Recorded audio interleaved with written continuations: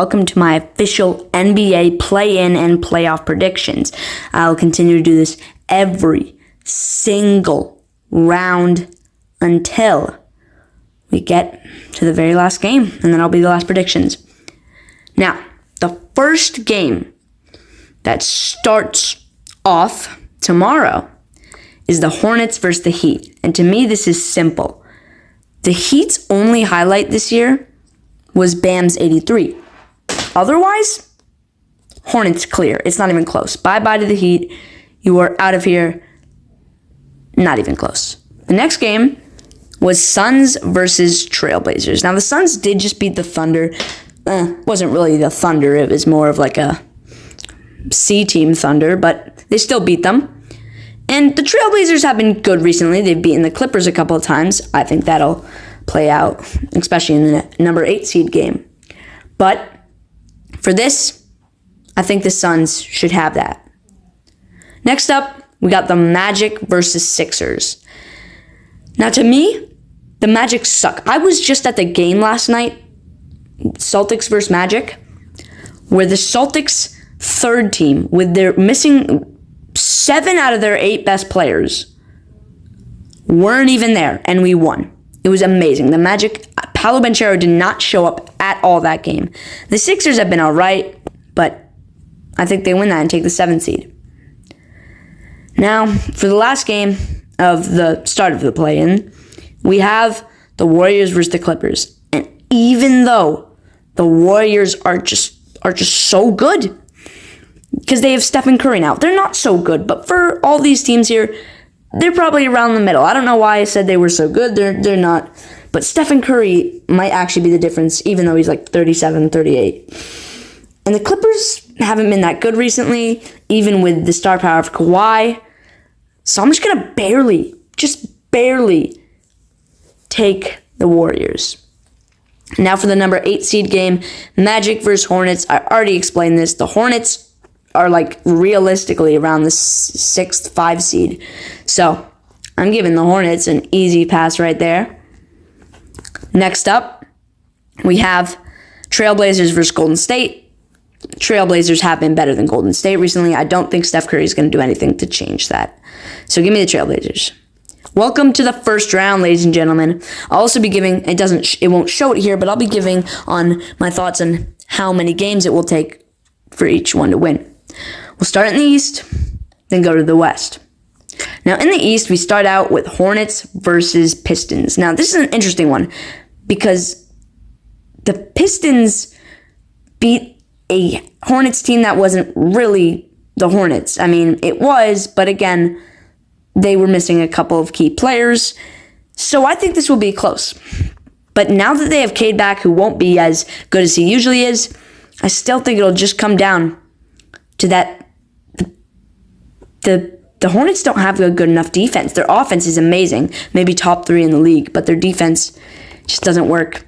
And I don't know if the Pistons have a second shooter really, but I think they take this in either 6 or 7 games. Don't even think about it. Next up, Celtics versus 76ers. I think this will be either a sweep or it'll go in 5.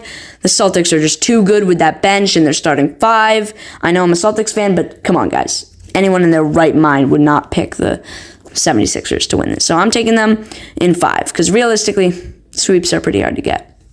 Hawks versus Knicks is an interesting one because the Knicks are a great team, but they're still kind of frauds. They don't have really a chance at all to get to the conference finals. Even if they win this game, they'd have to play us. And we didn't have Jaylen Brown when we played them, and we only lost by 6. And the Hawks are a very good basketball team. They beat the Cavs when they're fully healthy. So give me the Hawks in 7. Next up, Raptors versus Cavs is a closer one than I think you'd expect because the Cavs are not very good, unfortunately. So they might lose. But the Raptors, again, aren't the best team ever. They still have some very strong allies. And yeah. But I'm taking the Cavs in 6. Next up in the West, we start out with Thunder versus Trailblazers. No explanation needed. Next up, we have the Spurs versus Suns. No explanation needed. Finally, I had to skip over those two games because those wouldn't be interesting to talk about. But here's an interesting one. Nuggets or T-Wolves? I mean, the T-Wolves are always an amazing team in the playoffs. Everyone knows that. And the Nuggets this year have a very high chance of winning it all. So this is going to be close. But I think at the end of the day, Jokic, he can't be stopped. Give me the Nuggets in 7. Oh, Rockets-Lakers. Now, this one's so interesting to me because, the Lakers are missing Luka, sure, but they're still kind of okay. And the Rockets, they're good, I guess. They probably are not better than the Timberwolves at all, but they still made this seed. But I think the Luka Doncic injury, he won't come back to at least Game 6. I think that'll be the difference. Braun is crazy, but no. Give me the Rockets in 6. All right, round 2. Here we go. Cavs versus Pistons is such an interesting one to me because I feel like the Cavs can be really good against this Pistons team. We've seen it. So this can go either way, really. But I think the fact that Cade won't be at his best is going to hurt them so much. And just for that reason, Cavs in 6, maybe 7. All right, us versus the Hawks is an interesting one because I went to a game where we beat them, and then 2 days later they beat us, but we didn't have all our players. And a fully healthy Celtics team, there is not a world where the Hawks beat us. I'm sorry. It'll be close, maybe by 10 points each game, but no. Give me the Celtics in 5 or 6. Moving on to the West, we have the Thunder versus the Rockets. Pretty simple one. Thunder, again, arguably the best team in the world. The Rockets don't really stand much of a chance at all.